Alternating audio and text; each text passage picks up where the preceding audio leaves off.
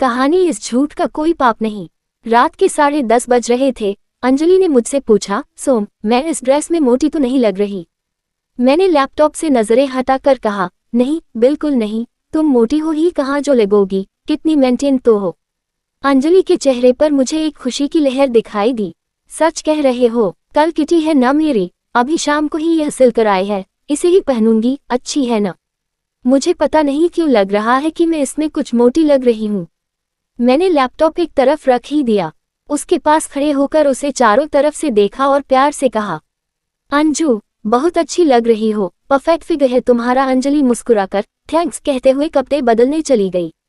मैं भी मन ही मन मुस्कुरा उठा, क्योंकि इस नई ड्रेस में वह सचमुच थोड़ी सी मोटी तो लग रही थी, पर वह जो भी पहनती है उस पर अच्छा लगता है, ये भी सच है।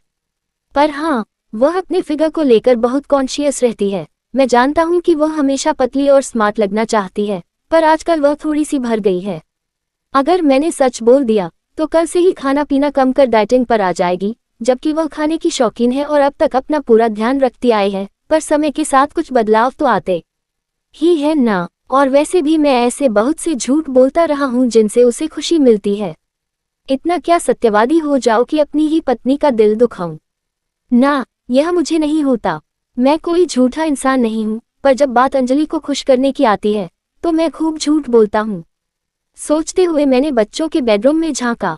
हमारी 20 वर्षीय बेटी सिद्धि और 18 वर्षीय बेटा नमन सो चुके थे।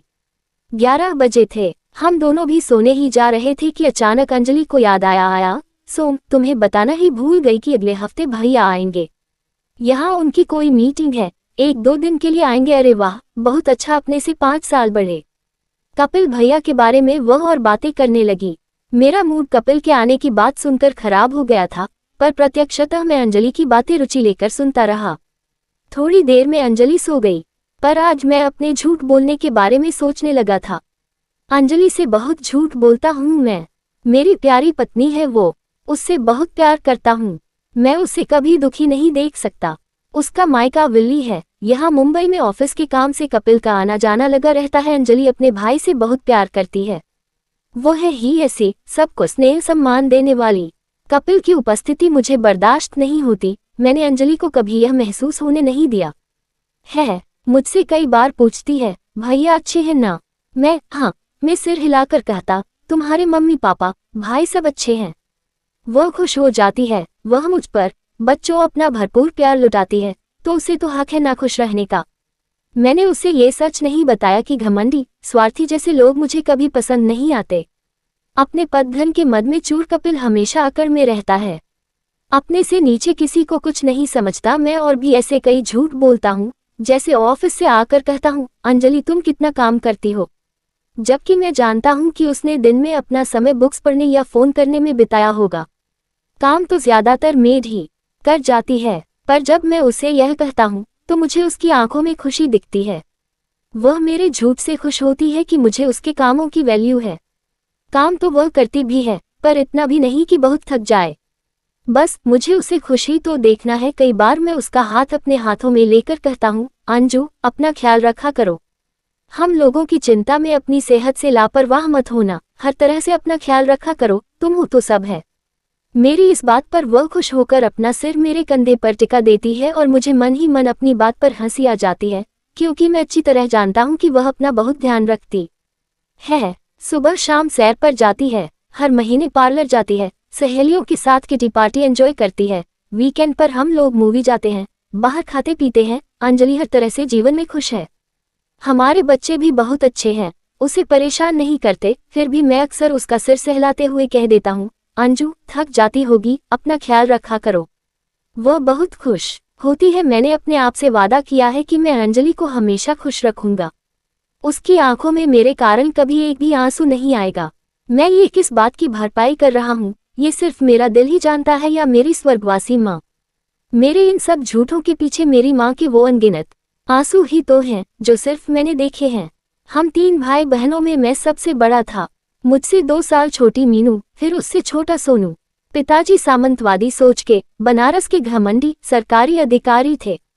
वे हमेशा पत्नी को पैर की जूती समझने वाले पुरुष थे। हम बच्चों के सिर पर उन्होंने कभी स्नेह भरा हाथ नहीं रखा। शायद बड़ी संतान होने के कारण मैं माँ के बहुत करीब था। माँ के बिना कुछ कहे ही उनके सुख दुख महसूस करने लगा था। माँ को पिताजी ने कभी सम्मान नहीं दिया। हमारे कम हैसियत वाले ननिहाल से कोई आता तो बिना अपमानित हुए न जाता। ननिहाल से किसी के आने की खबर सुनकर ही माँ तनाव में आ जाती थी। पिताजी के ताने उलाहने माँ के दिल को चीर जाते थे। माँ की आंखों में हमेशा नमी रहती थी। एक नौकर की तरह माँ पिताजी के आगे पीछे घूमती थी। पिताजी की मुझे कोई अच्छी याद नहीं है और माँ, ये शब्द मन में दोहराते ही मेरी आंखें भीगती चली जाती है। पिताजी का अचानक हृदयगति रुकने से देहांत हुआ तो माँ रो रोकर बेहाल हो गई थी। उन्हें हम 3 भाई बहनों ने मुश्किल से ही संभाला था। मुझे मुंबई में अच्छी नौकरी मिल गई थी। माँ सोनू मीनू के साथ बनारस में ही रहना चाहती थी। मैं मुंबई चला आया। धीरे धीरे पिताजी के जाने बाद माँ को अपने खोल से निकलते देखा मैंने। माँ हंसने बोलने लगी थी।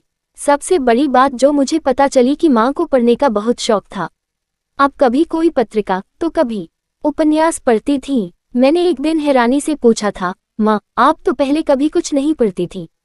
बस इतना ही कहा था। तुम्हारे पिताजी को पसंद नहीं था? क्या पसंद नहीं था आपका कुछ पढ़ना? उनके क्लब, दोस्तों की महफिलों, उनके स्वभाव व्यवहार, उनकी आदतों से तो अच्छी आदत ही थी। यह अब कुछ मत कहो सोम। उसके बाद मैं कहीं भी जाता माँ के लिए किताबें जरूर लाता। कितना मन मारकर जी रही थी माँ। माँ की सहेली की बेटी ही है अंजलि। अंजलि माँ को बहुत पसंद थी। माँ हमेशा कहती थी, अंजलि को हमेशा खुश रखना। मीनू सोनू की पढ़ाई लिखाई, विवाह, अपने सब कर्तव्य मैंने माँ की इच्छा से ही पूरे किए। एक दिन वे भी चली गईं। भरी दुनिया में तन्हा महसूस किया मैंने खुद को उस दिन। बस जैसे माँ को पिताजी के सामने कभी अपनी जिंदगी जीते नहीं देखा था, वैसा मुझे अब नहीं देखना था। इसलिए मैं माँ के जीवन, उनके स्वभाव, उनके व्यवहार, उनके त्याग, उनके स्नेह की एक एक बात याद रख यही कोशिश करता हूँ कि मेरी पत्नी दुखी होकर न जिए। वह कभी अपना मन न मारे। उसे अपनी मर्जी से जीने के लिए, अपने शौक पूरे करने के लिए मेरी मृत्यु तक इंतजार न करना पड़े। वो भी इंसान है, उसका भी जीवन है, उसकी भी खुशियां हैं। इसलिए अगर अंजलि को खुश रखने के लिए मैं कोई झूठ बोलता हूँ तो इसमें बुरा क्या है? किसी का कोई नुकसान तो है नहीं। ये छोटे छोटे झूठ मेरी पत्नी को खुशी देते हैं। इस झूठ का कोई पाप नहीं।